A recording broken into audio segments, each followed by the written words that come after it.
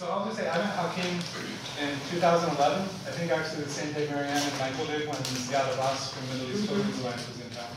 And we all ended up going out to dinner together, and being of the slightly younger generation, I was able to persuade him with a female friend of mine to go out and have a little bit of fun that night. And since then, I've been able to really, I think Ford's like, I mean, he's like family to me, you know, he's a great, great friend.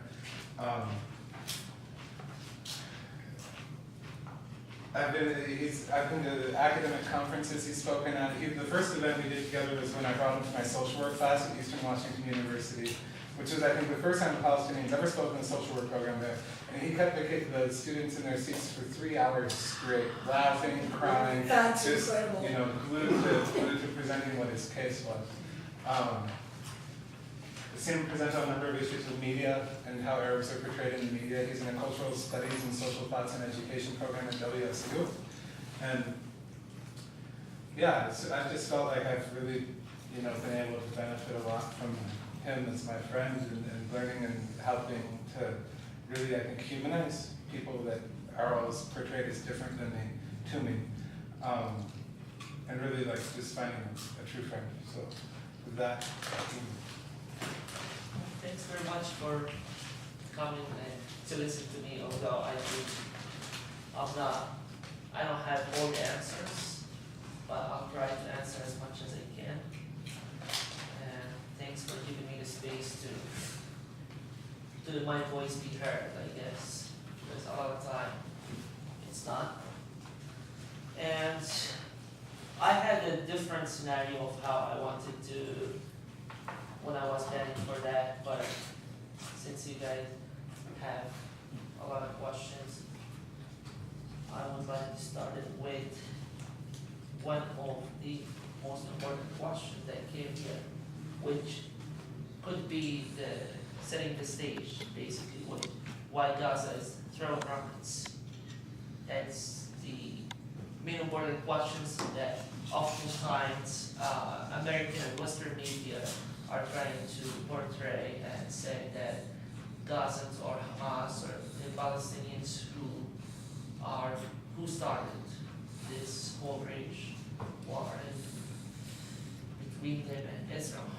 And I, in fact, to save on time or to make the best use of time, I had some stuff written, and although I never like to read. I always just provide it, but I just choose the time right. So I'll answer your question by according to international law, an occupied people or an occupied group of people have the right to defend themselves. And as of 2007, before I even say this, before I go to 2007, what I will say will represent me.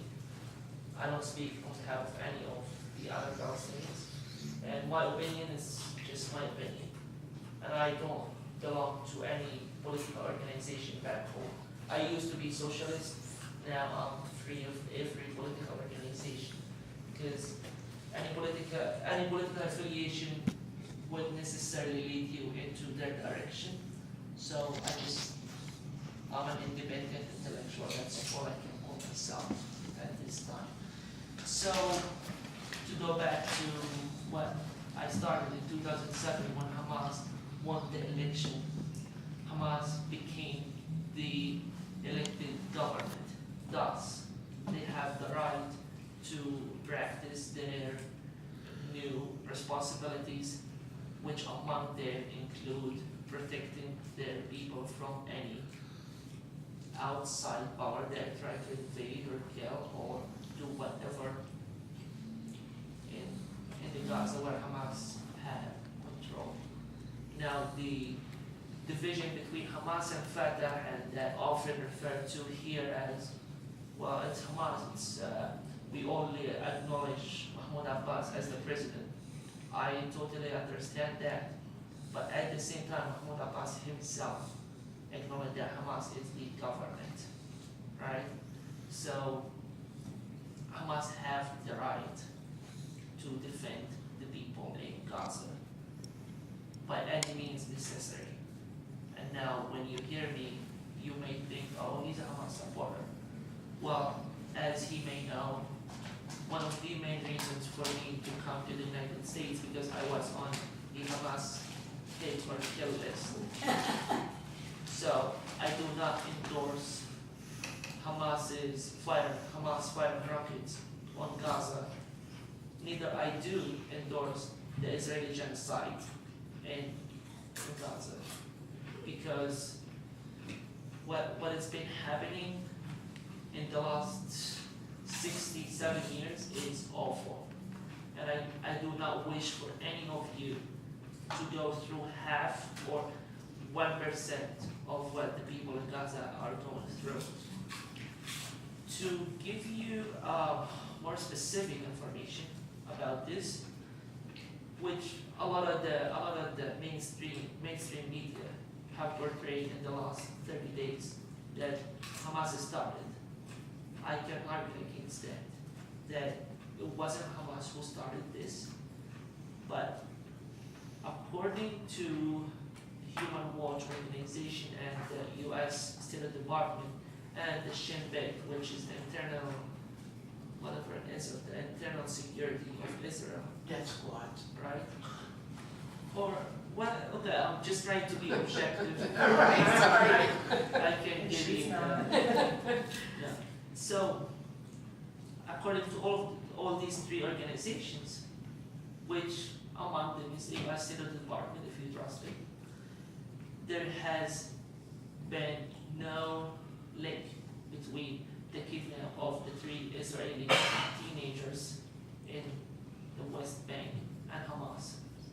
And I keep saying again and again that the history of the Islamists, at least Islamist organizations in Palestine, prove that when they kidnapped, over history, when they kidnapped any of Israeli, American, British, whatever, when they kidnap somebody, they proudly announce that, oh, we got somebody as a hostage.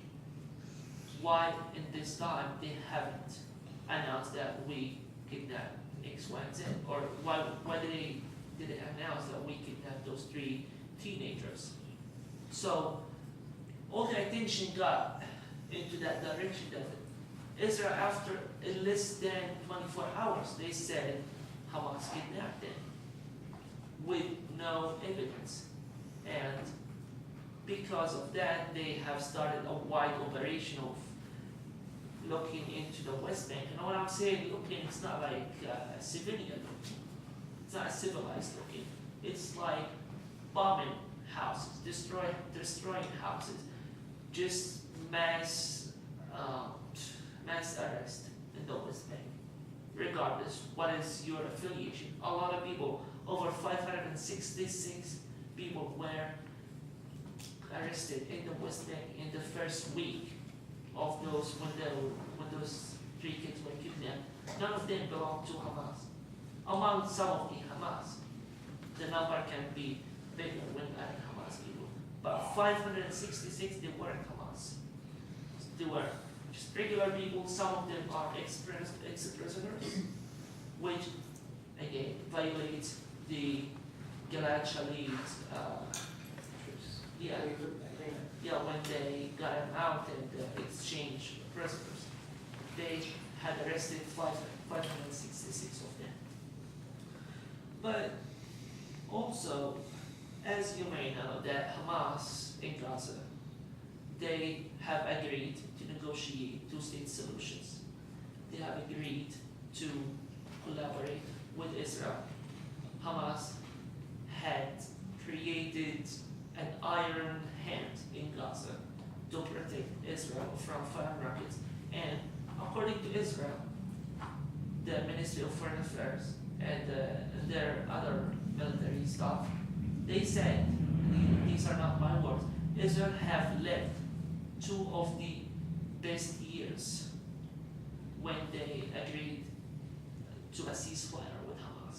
Because Hamas have the power to shut down any resistant organization in Gaza that try to fire rockets on southern Israel, like Beersheba and Negev and all these areas. So Israel was happy with their ceasefire agreement with Hamas. But what happened? Hamas kept all the resistant organizations under control. At the same time, Israel have violated the ceasefire agreement 287 times since November 2012. And all of these, I can give you the link for them one by one incident, just within the Gaza Strip, not including the West Bank. So you can see how it's like double standards. Israel is living a peaceful life in southern Israel, or the Israeli citizens are living peaceful, enjoying their time, and Gazans are being attacked, killed, just threatened in every aspect of their life.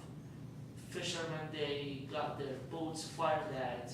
If you get close to the green light in east of Gaza Strip, where they have it's a fence basically, an electrical fence. They have developed an electrical or automatic response robot. So basically, it's not even a human who shoots at you; it's a robot. With that, as some of you are familiar, Gazans are under siege everywhere. Naval, earth, sea, every aspect of their life is under siege. I even know that my father had stage 3 colon cancer and have not been able to go out through the border. So we had to figure out different solution to send him to Jerusalem. I wanted to get him out here, so he couldn't. So we had to send him to Naples in the West Bank to get treated, and that was after 2 months of applying for a verdict and going for investigation. And with these investigations, if somebody who isn't strong enough or somebody who's so desperate, they can turn him to be a collaborator with them. They always try to use any necessity, any commodity for people that I will give you this service, but you can help me. So, but my father, they didn't ask him, but I'm aware of a lot of cases that they turn people to collaborate with them when they go for an investigation on the border. Also, as I said, despite that, the 3 kids were found dead just 4 days after they announced that they disappeared. Within 24 hours, they said it's Israel, it's Hamas, and we put our hands on those who killed them. They suspected 2 young, or 27 and 30 years old youth, Palestinians, and they said those are who killed them. Now, those people, or those 2 men, they had no hope to return to their homes, because if they do, they'll either be arrested and prosecuted for life, or just go figure, basically. So when Israel puts a hit on your head, you have no other way. You can't say, I will stand the trial. But they escaped, and when they escaped, it's like, oh, now, see? Now, they escaped, and it means that those are the ones who killed him. But it's not this way, it's reversed. You gotta understand it. It's like there is no fair justice system in Israel, especially when it comes to their citizens.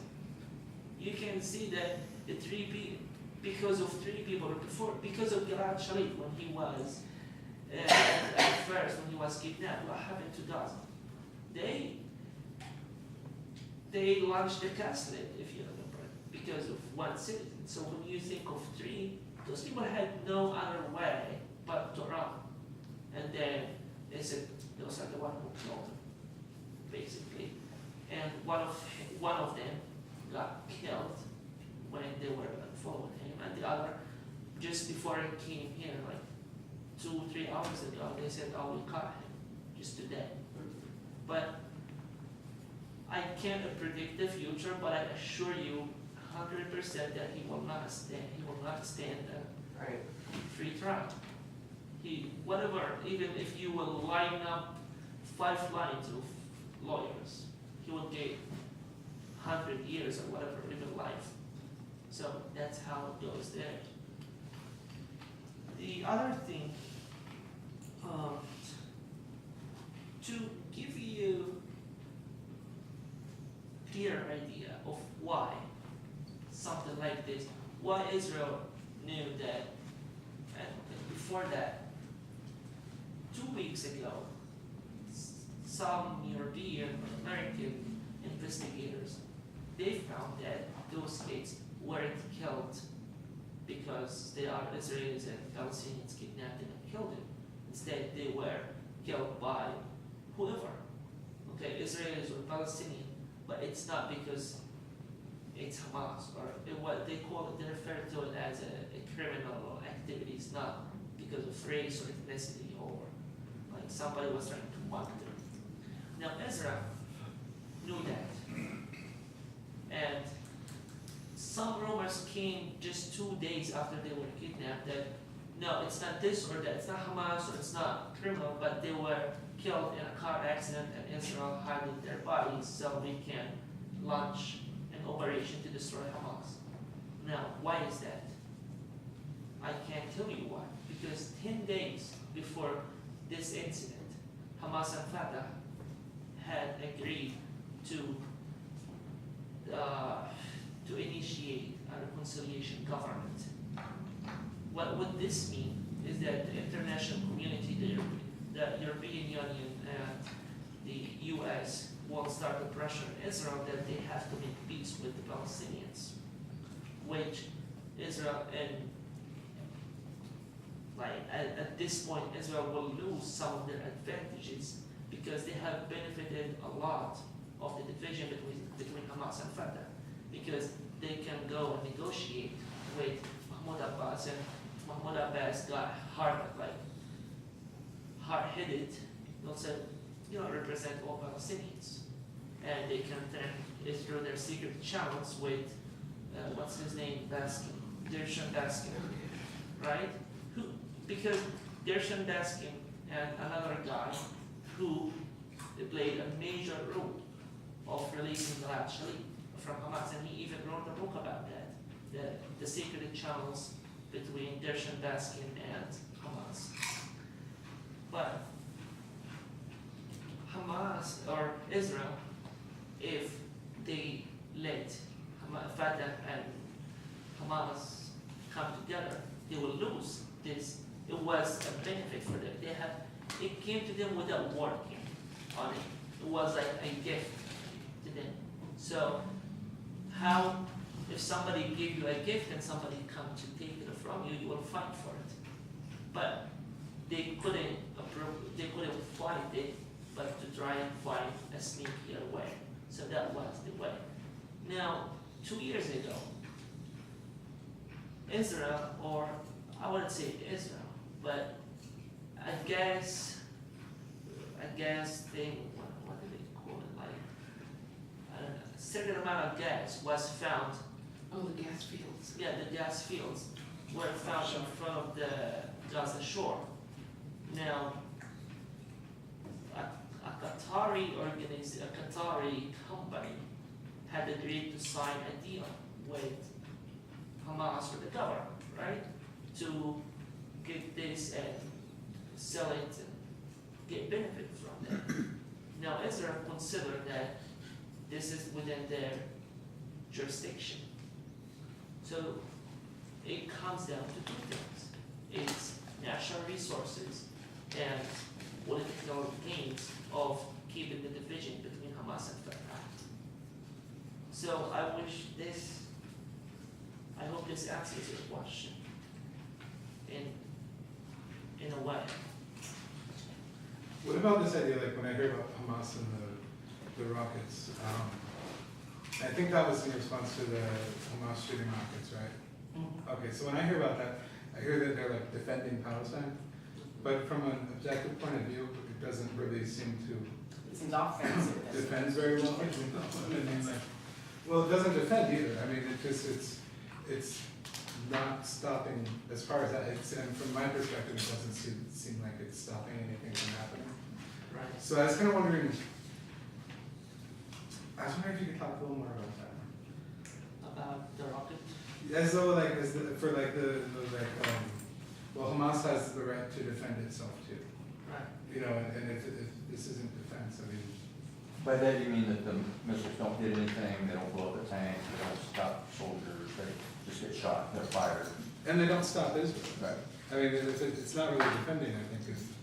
Kind of like the Jewish resistance fighters in the Warsaw Ghetto, when they knew that their bullets and guns that they got, even though they could kill a few Nazi soldiers, was not going to stop the Nazis from overrunning them and killing them. But they did it anyway because they needed to stand up.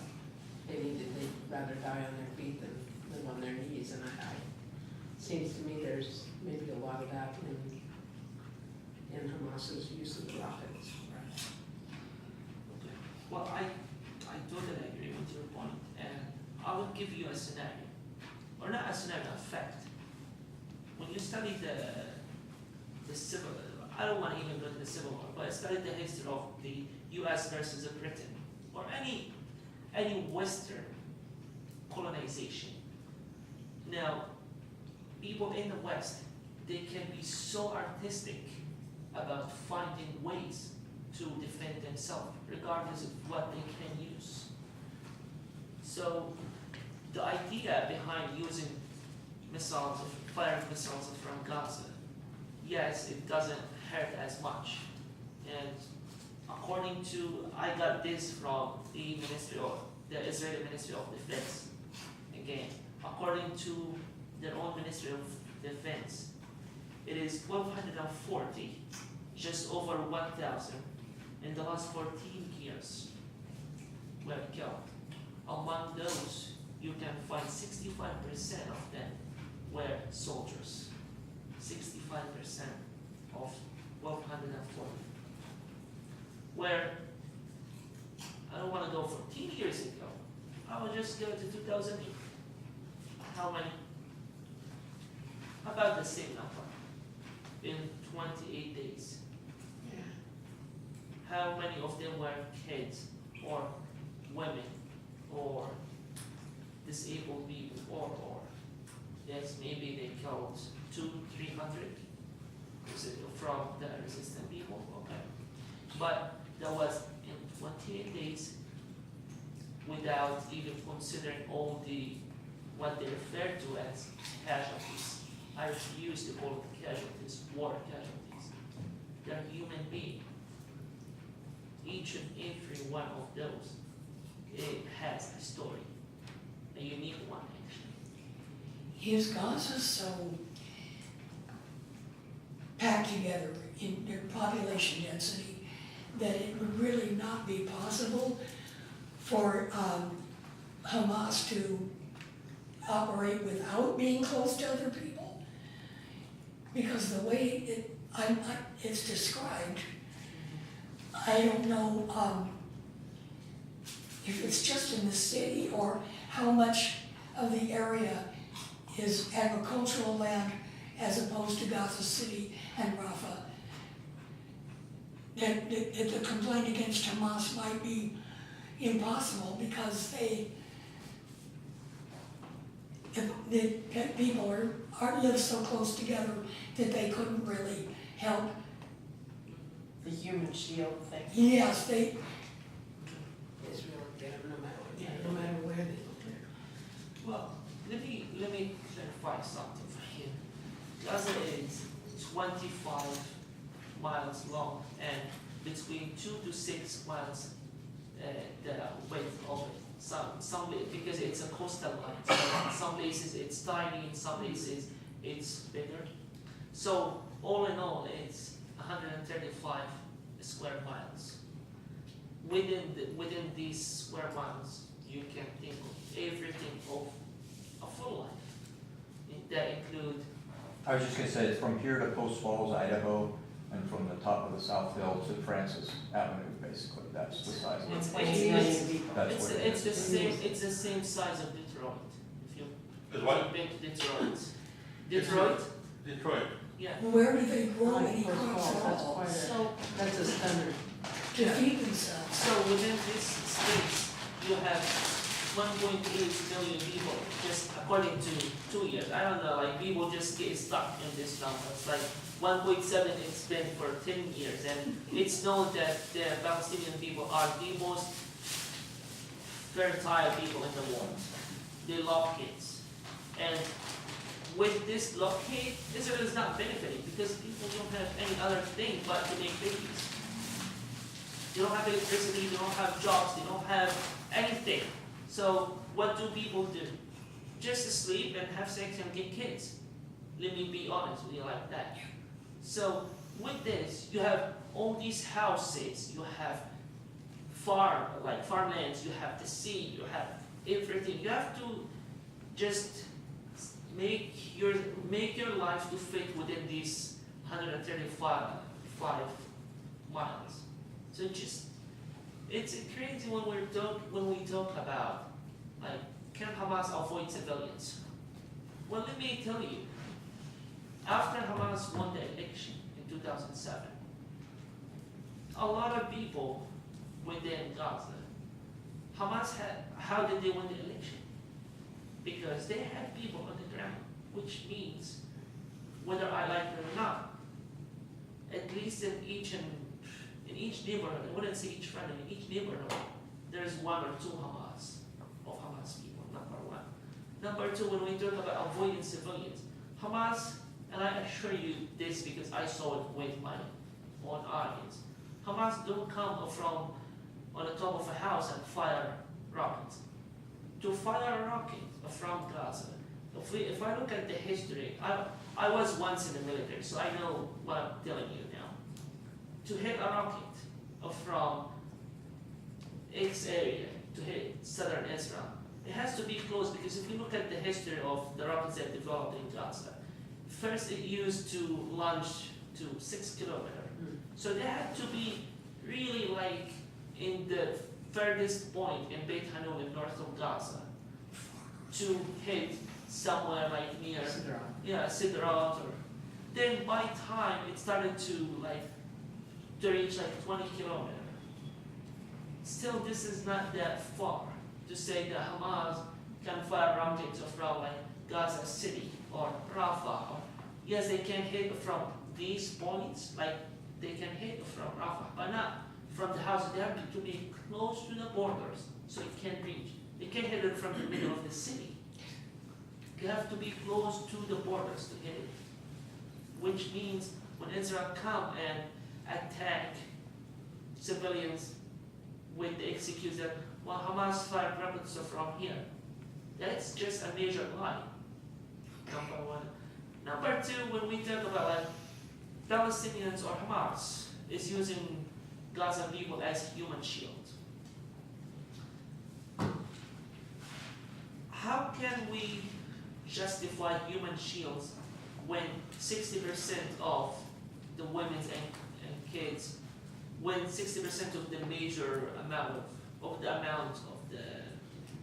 victims are women and children?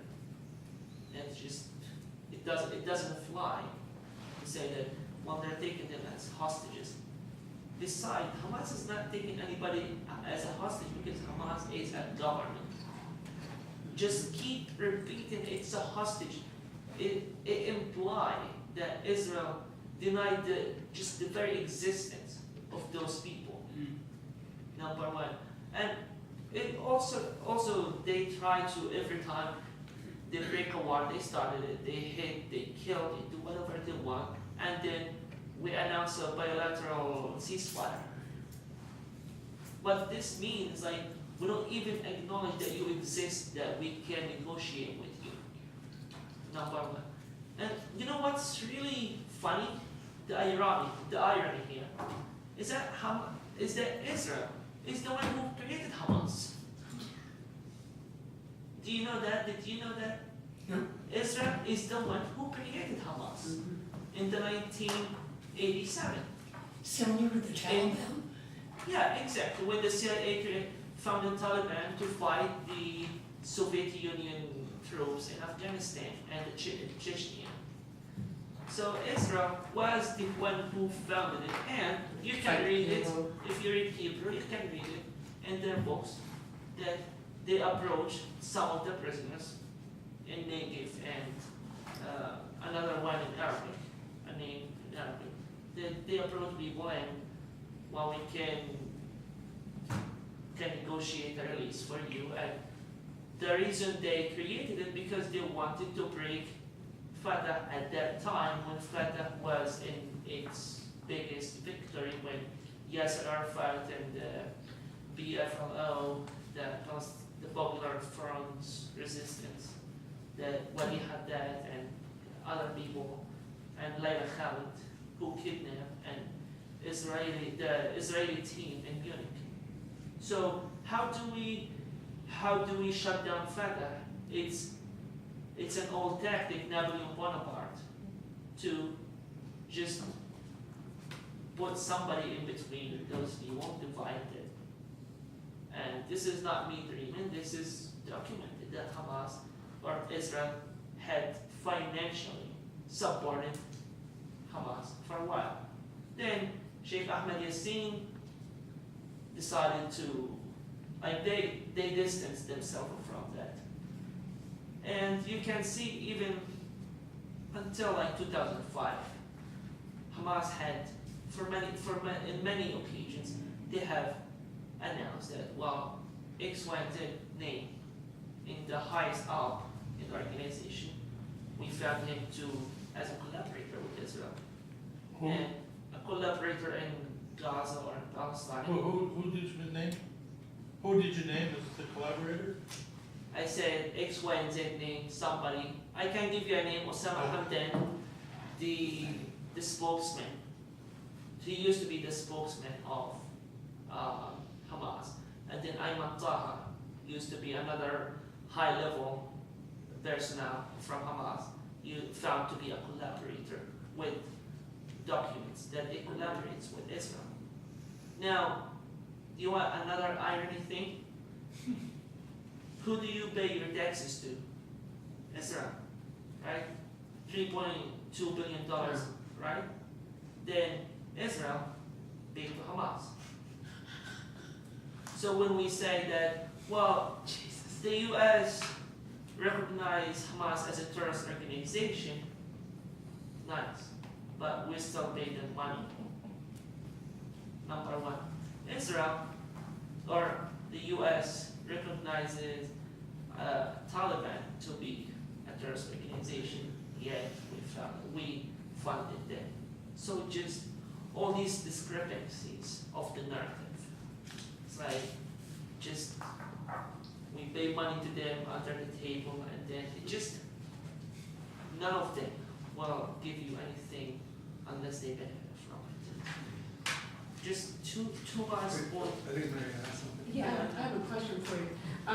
Some days ago, we read that Israel had declared 44% of Gaza to be buffer zone, and that it was going to be, I never did read if it was going to be annexed to Israel, or if Israel was just going to continue to bomb that area to make sure that everybody stayed out. Do you have any more info on that? Yes, so, okay.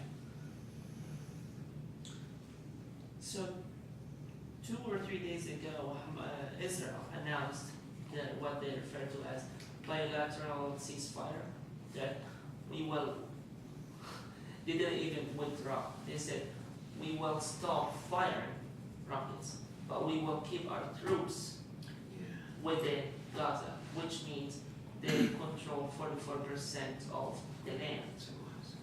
Number one. Number two, in a common sense, if you want peace, you have to withdraw your troops. Otherwise, it's basically you're putting people there and asking Gazans or Palestinians, fire on us. Because I assure you, people somebody said it's like a wise thing. Don't push people too far until they have nothing to lose. And Gaza people are far away beyond like losing. So it doesn't even matter today.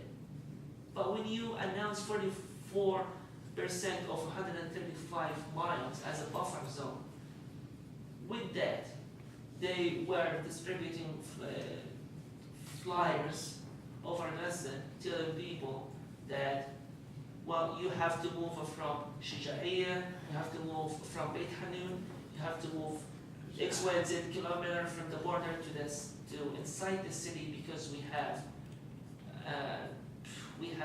a non-stop operation. So it all comes down to the media, because the media tells you, well, they withdraw. Yes, they stopped their operation. That's the right term to it. But they didn't withdraw. They were still in place, but they stopped. And they told people, we're gonna stop firing rockets. Okay? Now let me tell you a personal story of we stopped firing rockets. My closest friend, Abed Abdelhamid al-Bayoumi, just the first day of the Eid, when they said we're gonna stop firing rockets because it's a humanitarian, it's the Eid. We want Gazans to celebrate. First, this is pathetic, number one. Can you tell people what Eid is?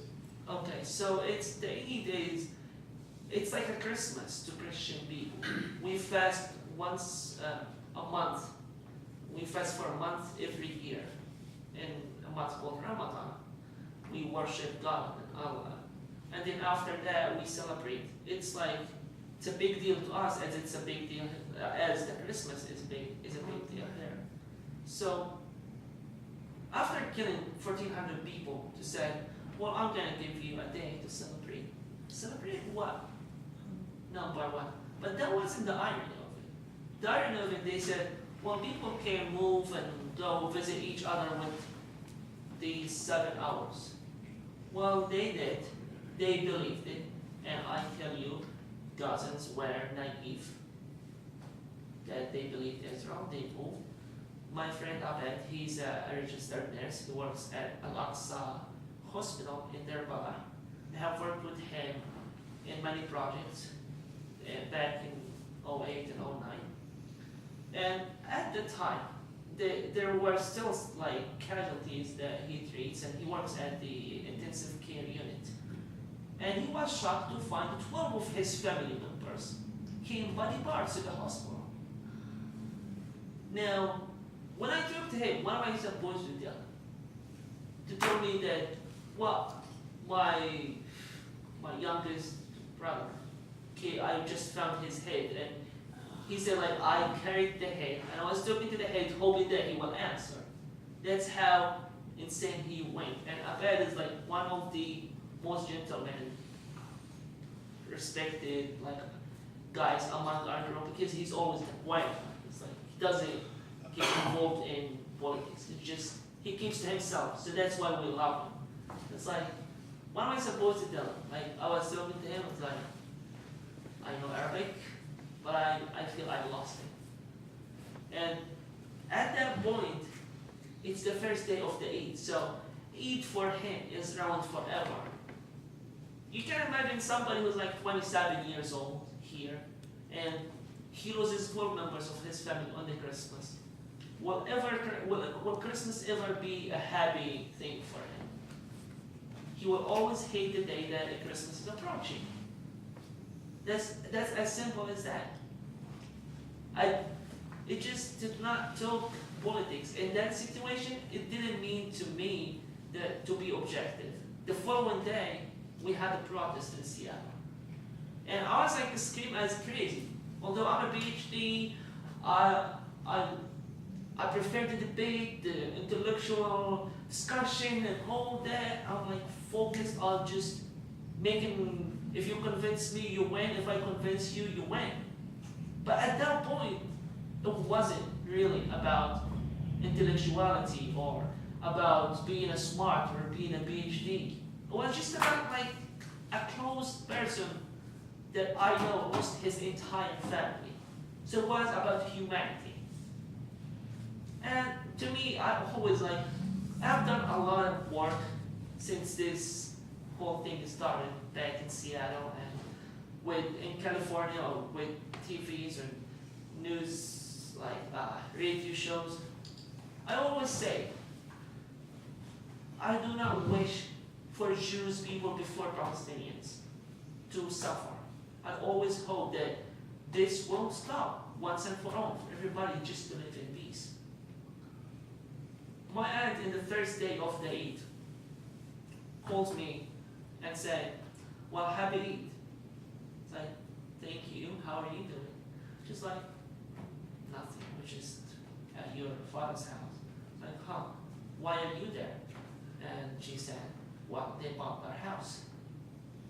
And she's only 2 years older than me, so I never called her aunt. We were almost friends. They bought her house. And she has two daughters that they came out after planting.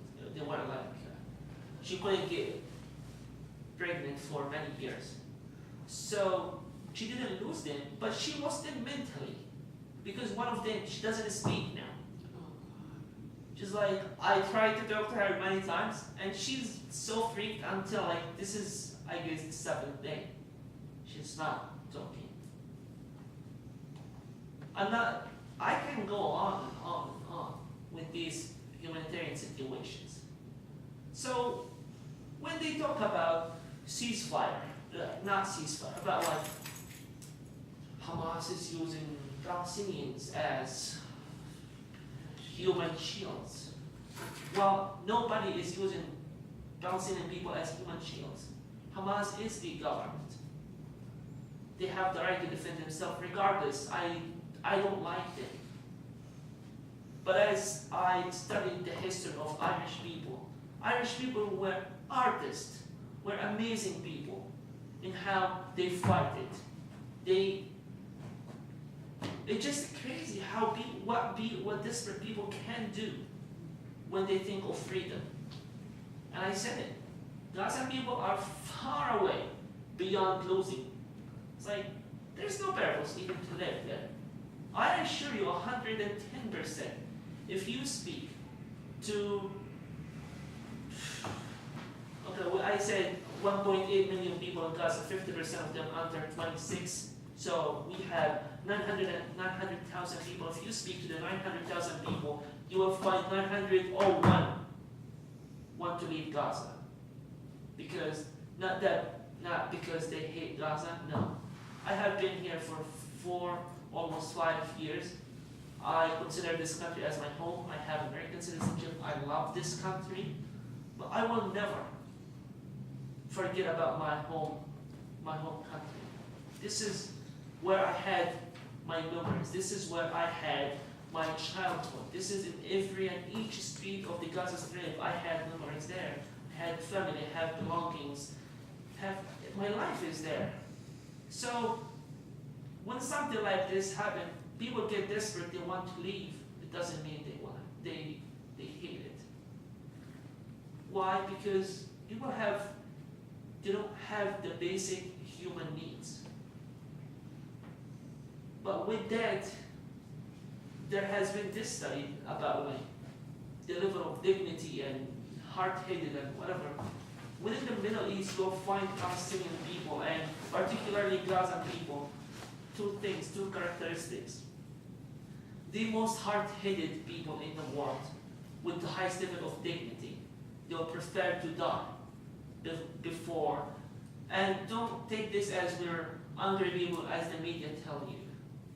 But it's when you are so oppressed, when you can't afford milk to your kid, when a friend of mine is an employer of the government, did not get his salary for 8 months to do a surgery for his daughter, yes, people will go insane. They will do whatever. Why? Because Israel is closing every resource of money, water, food, everything. They don't have basic human needs. Pampers, what is that? Pampers, kid pampers, people in Gaza are back to before I was born, because my mom was telling me the other day, it came up that I lived what is it? I didn't live the Pampers thing. It was something for like pieces of like clothes. Cloth Yeah. diapers. My sister who came, who was born in 1991, was the first to get Pampers. People in Gaza at the moment are back to this point. I have talked to my family 2 times in 28 days. Do you think that's because I hate them? I want to talk to them every second to make sure they're okay. My mom arrived here 2 days before the war broke in Gaza. She doesn't move away from the laptop. Why? Because she wants to know. And I keep telling her that no news is good news, but how can you convince a mother that she has 2 daughters and a son back there? Now, when you try to call them, according to the OCHA, which is the Office of Humanitarian something at the United Nations, we know it as the OCHA. They said 90% of the Gaza resources, such as electricity, water. Electricity, let me break it up. Electricity, people live 9 days without electricity. Can you imagine your life for 9 days without electricity? No. You know, and the crazy part with electricity, some people will say, well, we can use batteries and everything. That's in military or survival or Grand Canyon. But electricity, when you don't have electricity, you can't live like Orlando for 2 days. You have to live day by day. You can't store meat, you can't store anything in your refrigerator. We're not talking about luxury, TV and internet. We're talking about basic needs. You have to make bread every day because Gazan people, they prefer their bread. They cook their own bread, they don't buy bread. Or some of them do, but even if you buy it, you can't store it because it will rot. And Does that mean the pumps are down, the water pumps, water cleaning? that's a good thing. I was coming to that, so I'm breaking it down. So electricity is out for 9 days, 10 days, 11 days at one time. Then water. With all the bombings, with all the heavy shelling over in different places, when you don't have electricity, you don't have generators to generate the water. And even when they do, the water in a lot of places got contaminated. So They it's call not it the sewage treatment plant. right. A nice thing that I really respected among Gaza is that we have some people they sell water, not because of the war, it's before because we only use the water from the fountain just to shower. But drinking water, Gaza water is not used to drink, so you have special places to buy water. You can see how people come together in such horrible times. People started to go with their cars, give water for free. But how can this last? So electricity is out. It doesn't mean it's just the internet. It means you can't make food, you can't drink water, you can't communicate with the outside world. That's what just one aspect of life. Again, when you don't have gas, some people they have generators, they can generate electricity. But when you don't have gas, you can't generate. When you don't have gas, you can't go out to the market and buy stuff. Even when people got so crazy to walk or use motorcycles because motorcycles use less gas, some people saved up gas from like old times. They'll get hit because anything on the ground moving is a target, is a fair target for Israel. So basically they are telling you to get the beat, to receive the beat and not talk. This is what they're trying to do. Say that again, to what? So Israel is hitting them, beating them, and telling them to not scream. Because when they cut them from the outside world and just make them, imprison them within their houses, not within their country, within their houses. And funny part, their houses are not safe. For two things, our infrastructure is not designed for shelters. We don't integrate shelters within our buildings, number one. Number two, Israel go out, their spokesmen go out and to CNN, BBC, all these news agencies and say, well, we warned them. Good for them. To go someplace to be safe. Good for them.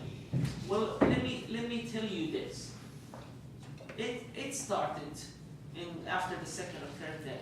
It started by throwing a rocket. They alert them with throwing a Knock. knock-knock.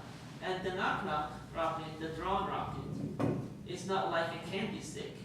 It's a rocket with the highly destructive materials that was used before to assassinate political personnel, like Ahmad Jaber, the head leader of Qassam brigades, or a lot of people.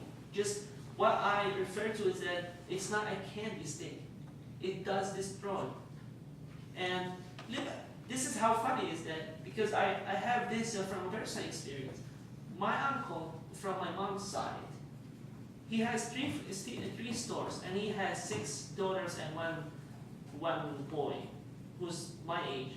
The 6 daughters, 2 of them are married, and one she lives in Gaza City, and one she lives in Beit Hanun. So they both decided to come and live with their father.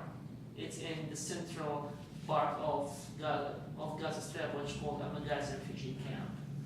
So when they came, my uncle emptied the 3rd floor and told them, 2 of them each take a room and their husband to stay there.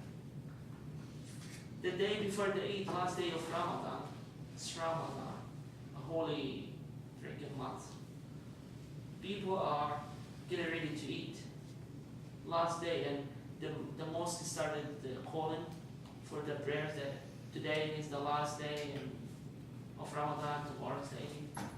The daughters went down to say happy Eid to their father, whatever, and their husband, both of them, they stayed off there.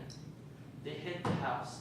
One of them died immediately, and this was a warning rocket. Now take this. They both have kids. They were in the 1st floor. This candy stick rocket killed one and didn't go to the 1st floor, just destroyed the 3rd floor, right?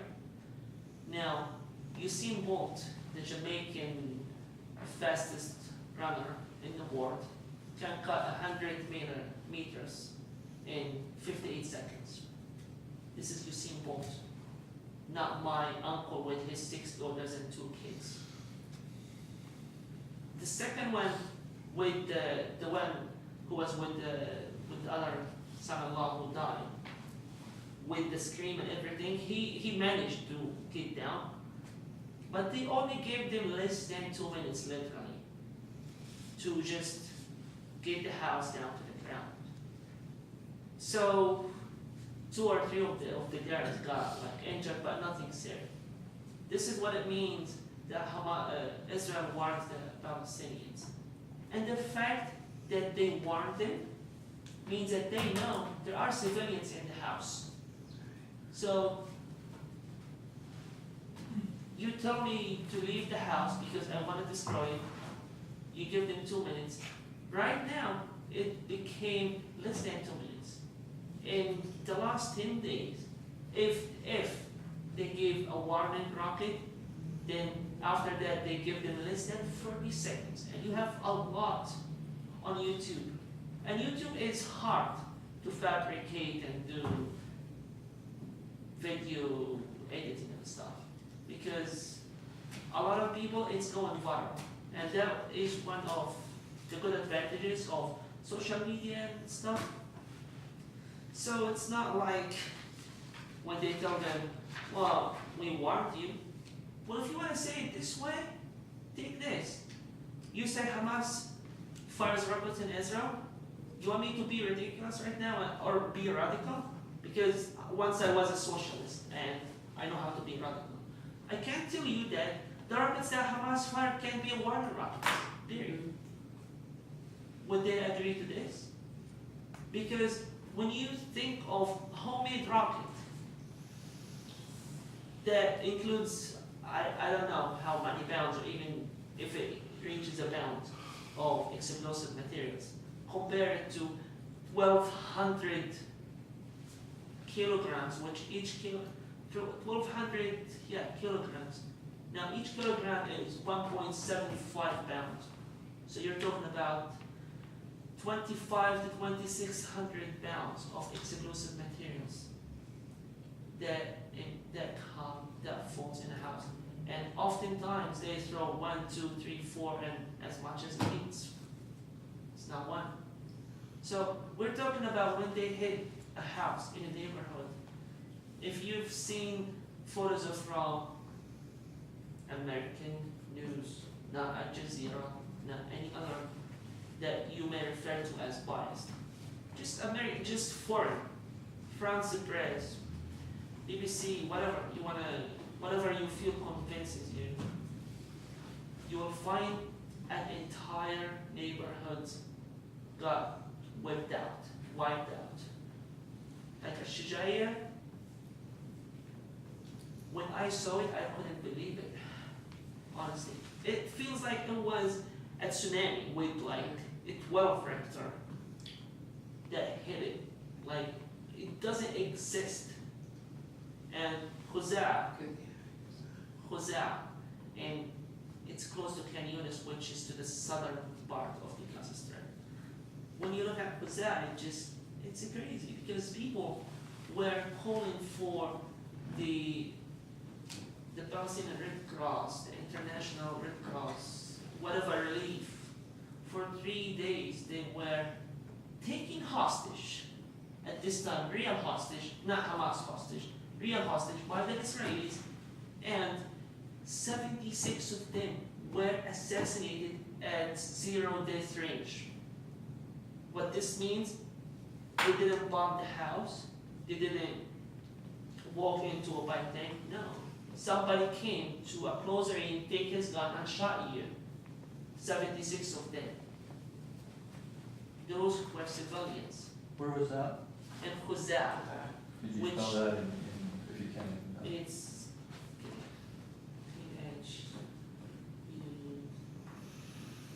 I will find it to you, but it's KH, I believe AUZA or UAZ. That's close enough. Yeah.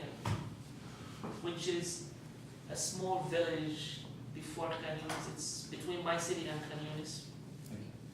They were found dead at close range. I think Nancy has a question.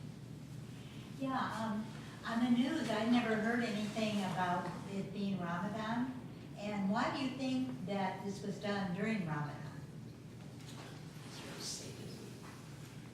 Well, why it was done. Was that deliberate? It wasn't deliberate, but it was. I can't speak on behalf of Israel to tell you if it was or it wasn't. But what I can tell you, which because they came late, but I can say it again to you, that the main reason behind the whole reason behind the starting point, it wasn't the kidnapping and the death of the 3 Israeli soldiers, because they said they kidnapped 3 Israeli teenagers, thus we have to launch an operation and obliterate Hamas from the entire Gaza Strip. So maybe the timing was by chance or it was planned, nobody knows. But what we talked about is 10 days before starting this operation, Hamas and Fatah had signed a reconciliation agreement, which will mean that Israel has to obey or to abide by the international and the European Union and American law, which in many occasions, the U.S. government here And I was with the Seattle District 7 Congressman McDermott in Seattle. And he told me out of his mouth, his words not mine, that Israel knows that the U.S. is the last ally to them, because a lot of countries around the world are getting so angry about what is happening, are getting angry to pay money even before this operation. They don't want to pay money to Israel because you can see the economic problems all over the world. So Israel just got this as an excuse, and I said in the beginning that when they accused Hamas in less than 24 hours, when those 3 teenagers were kidnapped, in less than 24 hours, Israel announced that Hamas is the one who kidnapped them. Now, the U.S. State Department, the Shin Bet and their intelligence had not one piece of evidence that they were kidnapped by Hamas. Within 2 to 3 days, they announced 2 names of people, two names of Palestinian people, and they said they kidnapped them, we know them. Now, the Palestinian-Israeli law is different than any law on earth.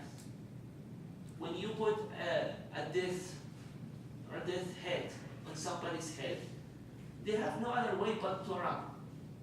Because you can say, well, Marianne and Abed kidnapped those and we want it. Because they will never stand a fair trial. They will either be sentenced to life or to be killed. So the human, the human response will be to run. And when they ran, they said, see, they ran. They are the one who murdered them. So it just doesn't make sense. Again, it's like, I can't speak on behalf of Israel, but I don't know if it was deliberate to start it at this point. What I know is that Israel was in problem if Hamas and Fatah came together. Thus, we had to find something to keep them away from each other. Now, even Israel, what Israel didn't realize is that this war brought Hamas and Fatah even closer. Now, Hamas is the resistant organization inside Gaza who signed today, who signed the ceasefire agreement in Egypt or went to the negotiation. Mahmoud Abbas. Israel, or not, Hamas, gave Abbas a full agreement that you're negotiating with us. So, there wasn't either way.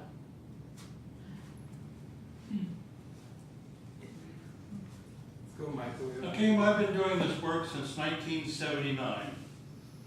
And my biggest disappointment has been the absence of Arabs, Muslims, Palestinians alongside me.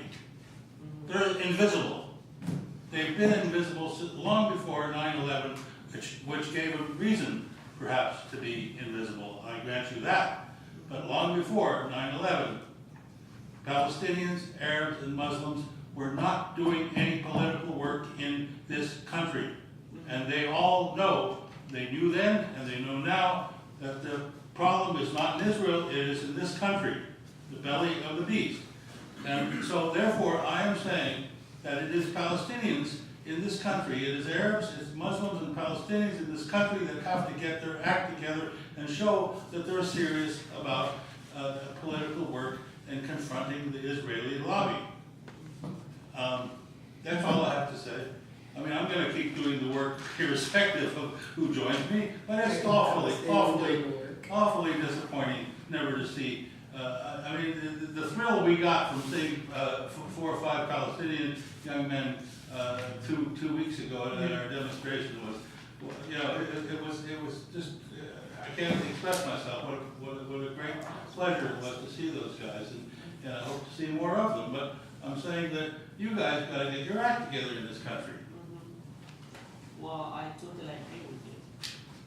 And it is so much disappointing to me personally that I have been here for almost 5 years, and some of you may have met me before, and Marianne knows that I do a lot of work around this issue. It just comes to when I live in Seattle, and to be honest, I have not met Palestinian activists, Palestinian, maybe Ziad Abbas. 4 years ago, Ziad Abbas.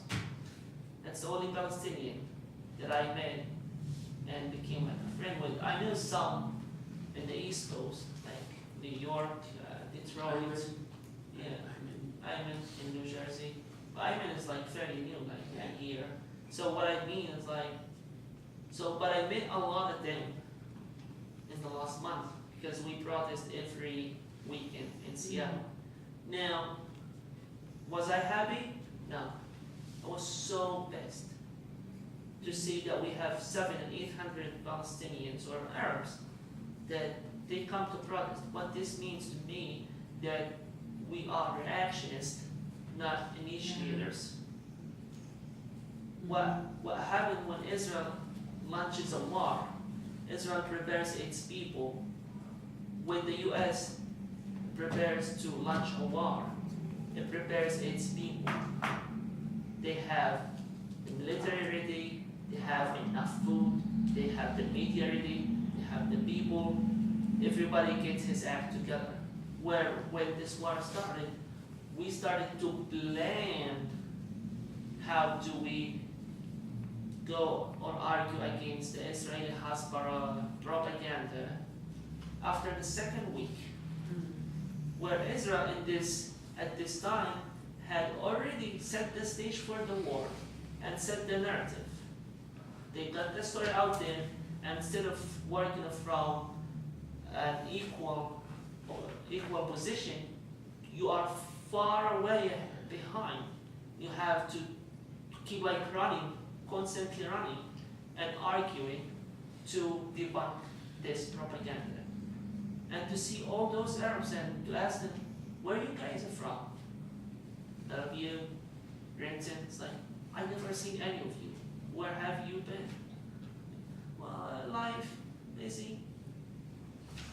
You don't know, that's one thing.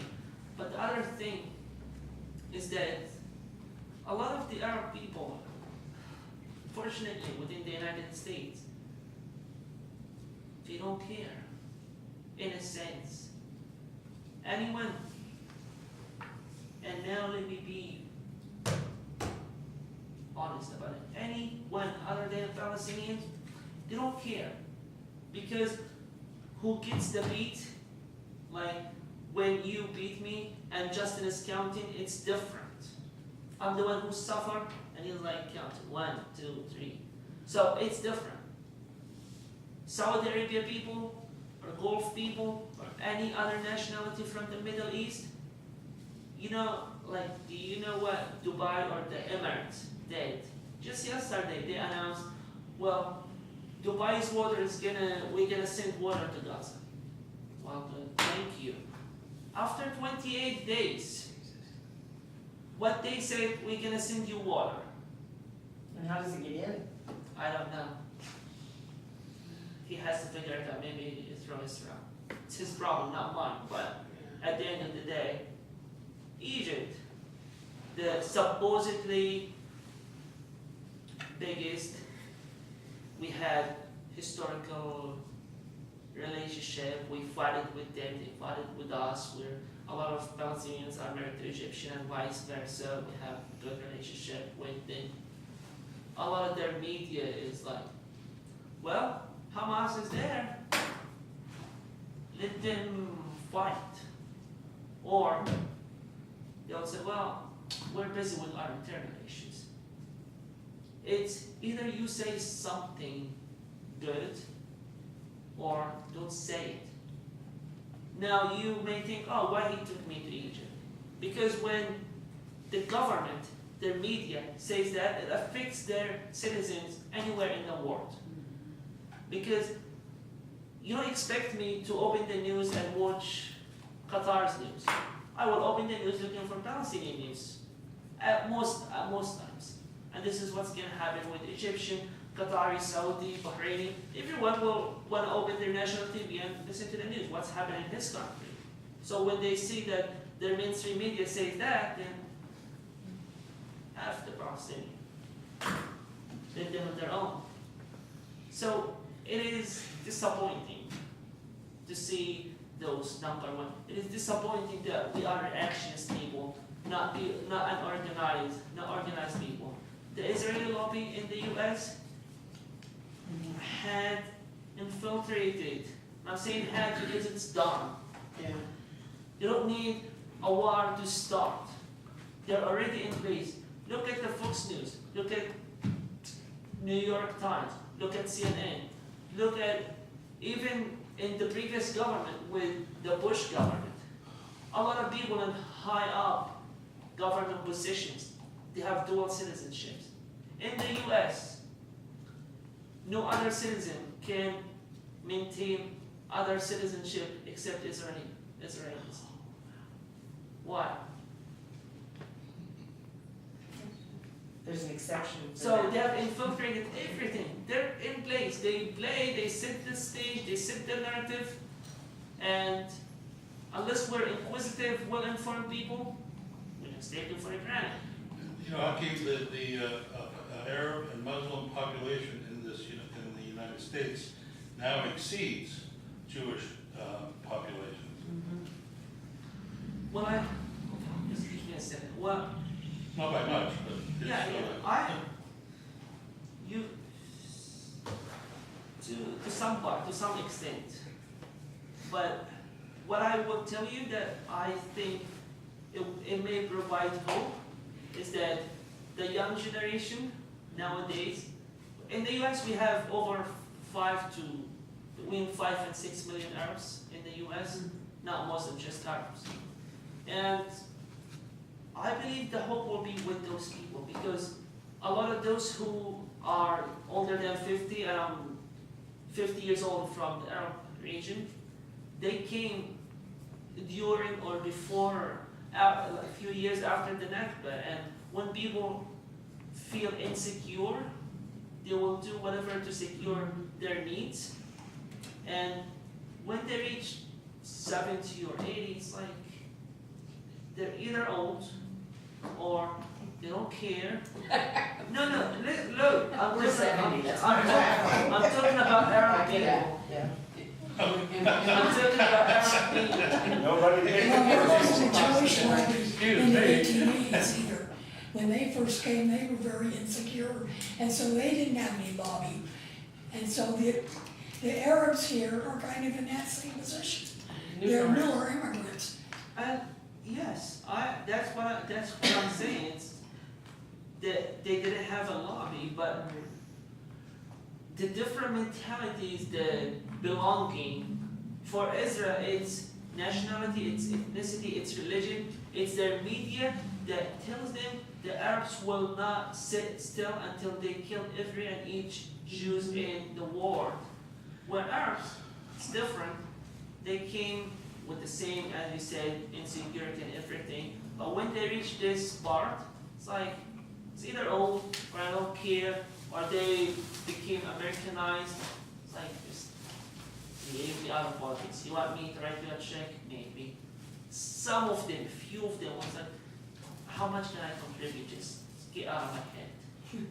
Now, the young generation, I say this from experience because I'm very involved with some of them, and we've talked and started like doing some work together. People are glad. People are thinking of like, we don't want to be reactions. Yes, we might have won the social media war because if you look at the social media, when you look at Save Gaza or Gaza under attack, hashtag, and you look at Stand With Us, the Gaza or the Palestinian hashtag has reached over 8 million people, where the Israeli one reached 250,000. Keep in mind that people inside Gaza haven't had electricity for days. So what this means, it means that people here are becoming more aware and contributing, even if it will be just those Arabs and some well-informed other citizens, like other nationalities. So, well, even to even add in this, it just Israel is now providing their students with scholarships to do two things. Number one, they have created what they refer to as 3 social media war rooms in 3 major universities in Israel, that they invite students to come and they have any kind of lecture they want, like coffee, recipes, cigarettes, everything, in addition to scholarships. And they have specific narrative, stick to this, and go viral on social media. And they send their people, even if they don't have people in this city or that city, or people who don't comply with the government policy, they send people, free vacation. They will have like a Palestinian product, just go stand there, raise the Israeli flag, say, throw some water, just get people hungry or whatever. So the young generation is coming. That's what I'm trying to say. And if it comes to me, we're coming. Wait, just 1 second, if I may. I'm just wondering if we could get, I think we've had, a lot of, where we've kind of been focused on this area right here, and I'm wondering if any of the rest of you might have any specific questions that you want answered as well. Well, you mentioned in that long list of people who don't really care, you said solidarity people too. I mean, nobody has skin in the game except the Palestinians. So when these 4 young Palestinians came here, and they were very angry, and some people were confused about why their anger. I mean, they should be angry. They have reason. They have people dying. They may have grown up throwing rocks. I don't know what their history is, but there's an enemy that to us really, even though the planes are flying out of the Fairchild to refuel planes in that region, F-16s fly in and out of here, which is the plane that killed those boys on the beach. I mean, those organizations you mentioned, like Stand With Israel, they have a branch here. They have other branches. I mean, they're becoming more organized. Kathy McMorris-Rogers, there's a picture of her on her Twitter feed meeting with a Spokane man who was part of the IDF. And I mean, so, for all our passion, we're not very effective. What are we accomplishing? I mean, we feel we don't have much choice as moral people than to be involved, but, again, maybe some of us aren't paying our taxes. Some of us did try to get arrested and weren't successful at it. But, I mean, we're not rallying a lot of people together. We did have this march, but there were counter-protesters. Those folks, I think, we're going to see more of them. So, I mean, what about solidarity work? Where should it be focused? How successful can it be? Is it? Well, in some ways, let me tell you something. You may be having this feeling, and it's very valid. It's your feeling. But Israel, where it stands now, is losing a lot.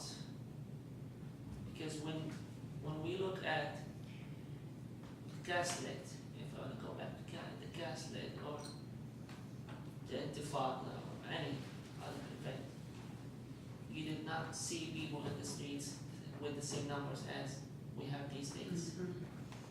They have people, but small groups.